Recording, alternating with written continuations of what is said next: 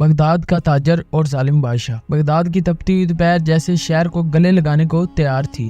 بازار اعظم میں رش کا ہجوم تھا، جہاں تاجروں کی بلند آوازوں کے ساتھ حمالوں کے قدموں کی تھاپ اور اونٹوں کی گھٹنیاں ایک عجیب سی بدبو بنا رہی تھی۔ اس ہنگامے میں ایک شخص سائے کی طرح بازار سے گزرتا ہوا نظر آیا۔ اس کا چہرہ بوجھل سا تھا اور آنکھوں میں خوف و اضطراب کے بادل چھائے ہوئے تھے۔ یہ حامد تھا، بغداد کا مشہور تاجر، جس کی دولت شہر بھر میں ضرب المثل تھی، لیکن آج اس دولت کی چمک اس کے چہرے پر نہ تھی، بلکہ پریشانی کی ہر لکیر کھلی ہوئی تھی۔ حامد بادشاہ بغداد سے ظالم اور ستمگر سلطان سلیم، جو اپنی رعایا کے لیے فرعون سے کم نہ تھا، حامد کی دولت پر لالچ بری نگاہ رکھتا تھا۔ آج حامد کو شاہی محل سے بلاوا آیا تھا، جو یقیناً کوئی اچھی خبر نہیں تھی۔ وہ یہی سوچتا ہوا محل کی جانب بڑھ رہا تھا، اسے ایک عجیب خاتون ملی۔ اس کی آنکھوں میں ایک عجیب سی چمک تھی جس نے حامد کو چونکا دیا۔ یہ فاطمہ تھی، شہر کی سب سے مشہور نیک عورت، جس کی باتیں اکثر حقیقت بن جایا کرتی تھی۔ فاطمہ نے نشیب آواز میں کہا، تاجر صاحب، کیا تمہیں خوف ہے؟ لیکن ڈرو مت، قسمت کا لکھا تو بدل سکتا ہے۔ حامد نے چاہتے ہوئے اپنی پریشانی فاطمہ کو بتائی۔ اس نے غور سے اس کا چہرہ دیکھا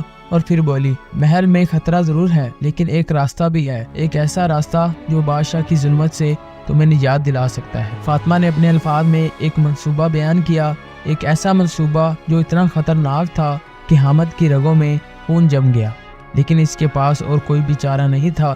اس نے مجبور ہو کر فاطمہ کا ساتھ دینے کا فیصلہ کیا اور وہ محل کی طرف چل پڑے۔ اندر داخل ہوتے ہی حامد کو گھبراہٹ محسوس ہوئی۔ مسلح سپاہی ہر طرف تھے اور ان کی نگاہوں میں ایک وحشیانہ چمک تھی۔ آخرکار وہ بادشاہ کے سامنے حاضر ہوا۔ سلطان سلیم ایک پتھر کے تخت پر بیٹھا تھا۔ اس کا چہرہ غصے سے سرخ تھا اور شیطانی مسکراہٹ اس کی مونچھوں کے نیچے چھپی ہوئی تھی۔ اس نے حامد کو دیکھتے ہی گرج کر کہا، اے تاجر، تم میرے بلاوے پر کیوں دیر سے آئے ہو؟ کیا تمہارے لیے بادشاہ کا حکم مانے نہیں رکھتا؟ حامد جھک کر کہنے لگا، لیکن اس نے یاد رکھا فاطمہ کی نصیحت کو۔ وہ ڈرتے ہوئے بولا، حضور، آپ کا حکم سر آنکھوں پر، لیکن راستے میں ڈاکوؤں نے مجھے روک لیا تھا۔ سلطان سلیم غور سے اسے دیکھتا رہا، یہ جانچنے کی کوشش میں کہ اس کی بات میں کتنی سچائی ہے۔ آخرکار اس نے سرد آواز میں حکم دیا، جاؤ، آدھا خزانہ میرے خزانے میں جمع کرواؤ، تبھی تمہیں معافی ملے گی۔ حامد نے سر جھکا کر کہا، جی بادشاہ سلامت۔ خزانے کا نصف بادشاہ کو دینا حامد کے لیے کسی کھائی میں کودنے سے کم نہ تھا، لیکن فاطمہ کا منصوبہ اس آتش کو بجھانے کا واحد ذریعہ تھا۔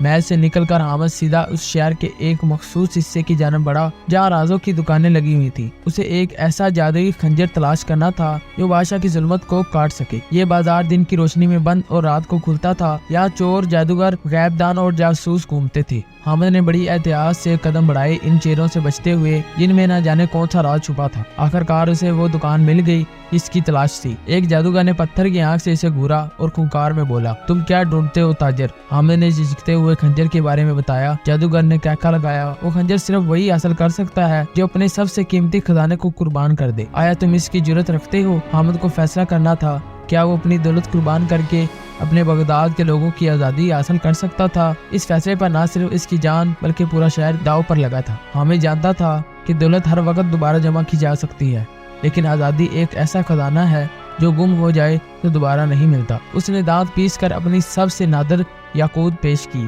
جادوگر نے اسے لالچی آنکھوں سے دیکھا اور پھر ایک سیاہ صندوق کھولا۔ اس کے اندر سے ایک مغیب سرخ روشنی نکل رہی تھی۔ جب اس نے خنجر باہر نکالا، حامد نے محسوس کیا جیسے آسمان و زمین کانپ اٹھے ہوں۔ جادوگر نے اسے خنجر تھماتے ہوئے ایک شرط رکھی، اس خنجر سے بادشاہ کو اسی رات قتل کرنا ہوگا، نہ ایک پل پہلے نہ بعد، ورنہ یہی خنجر تمہارا خون بہا دے گا۔ حامد کو یہ شرط ایک مغیب پستول کی گولی جیسی محسوس ہوئی۔ خنجر تھامے بغیر شہر واپس آنا اس کے لیے موت سے بھی بدتر تھا، لیکن اندھیرے میں بادشاہ کا قتل کیسے ناممکن تھا؟ دل میں خوف اور عزم دونوں بیک وقت لہلاتے ہوئے وہ سوچ میں ڈوبا ہوا اس نے واپسی کی راہ لی۔ بغداد کی رات تاریکی کا غلاف اوڑے سوتے ہوئے شہر کو ڈرا رہی تھی۔ حامد محل کی بلند چوٹی کے سائے میں بڑھتا ہوا سوچ رہا تھا کہ بادشاہ کے خواب چیر کر اس تک کیسے پہنچا جائے۔ محل کے اندرونی نقشے کا اسے کافی علم تھا، لیکن سپاہی کا گنا جال کیسے عبور کرنا مشکل تھا۔ اس سوچ میں وہ ایک چور سے ٹکرا گیا۔ یہ عثمان تھا، جس کی چالاکی شہر بھر میں مشہور تھی۔ عثمان نے حامد کو پہچان لیا اور بولا، تاجر صاحب، یہاں کیا کرنے آئے ہیں آپ؟ حامد نے اس سے سب بتایا۔ عثمان نے گہری سانس لی اور بولا، میں تمہاری مدد کر سکتا ہوں، لیکن اس کے بدلے مجھے تمہاری سب سے خوبصورت گھوڑی چاہیے۔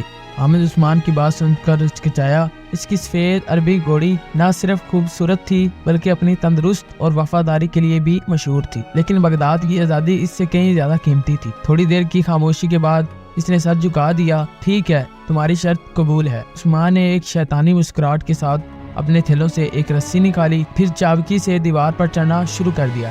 حامد اس کی حرکات کو سانس روکے ہوئے دیکھتا رہا۔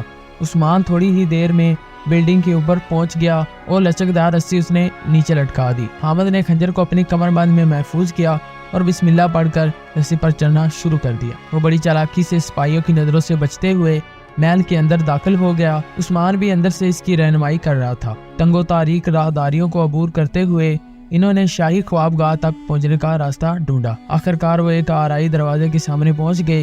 عثمان نے فوراً اپنی ہتھیلیوں سے دروازے کا کنڈا کھول دیا اور اشارے سے حامد کو اندر آنے کا کہا۔ حامد دروازے میں جھانکا۔ شاہی بستر پر سلطان سلیم گہری نیند میں سو رہا تھا۔ اس کے چہرے پر ایک وحشیانہ مسکراہٹ جمی ہوئی تھی جو دیکھ کر حامد کا خون کھول اٹھا۔ اسی لمحے اسے خنجر کی شرط یاد آئی۔ وقت بہت کم تھا۔ اس نے ایک لمحہ ہمت لی اور آہستہ آہستہ بستر کے قریب جھکا۔ حامد خنجر کو تھامے سلیم کے سینے پر وار کرنے ہی والا تھا کہ اچانک شاہی کمرے کا دروازہ کھلا۔ اندھیرے سے ایک سیاہ لباس میں ملبوس خاتون نمودار ہوئی۔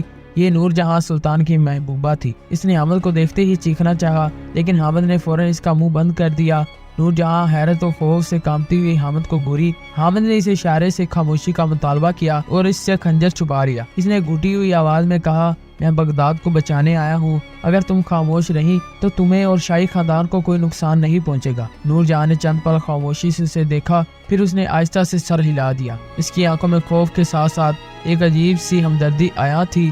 حامد نے خنجر دوبارہ اٹھایا اور بستر کے قریب جھکا، لیکن اس وقت ایک اور خطرہ سامنے آ گیا۔ ایک زبردست سپاہی دروازے میں کھڑا تھا۔ وہ حامد کو دیکھتے ہی حملہ آور ہوا۔ حامد نے اسے بچنے کی کوشش کی لیکن تنگ کمرے میں لڑنا مشکل تھا۔ وہ لڑکھڑا کر گر گیا اور سپاہی کا تلوار اس کی جانب تھرتھرا کر بڑھا۔ اچانک نور جہاں اس سپاہی کے آگے گھسی اور اپنی کمر سے ایک چھرا نکال کر اس کے سینے میں وار کر دیا۔ سپاہی ایک ہی وار میں مر گیا۔ اب حامد جلدی سے بڑھا اور ایک ہی وار میں خنجر سلطان کے سینے میں پرو دیا اور بغداد کو اس کے ظلم و ستم سے رہا کرا دیا، اور بغداد کے لوگوں نے حامد کو بغداد کا سلطان بنا دیا۔ تو ناظرین، امید کرتے ہیں کہ آپ کو ہماری آج کی یہ ویڈیو پسند آئی ہوگی، اور اگر آپ کو پسند آئی ہے تو اپنے دوستوں کے ساتھ شیئر لازمی کریں۔ شکریہ۔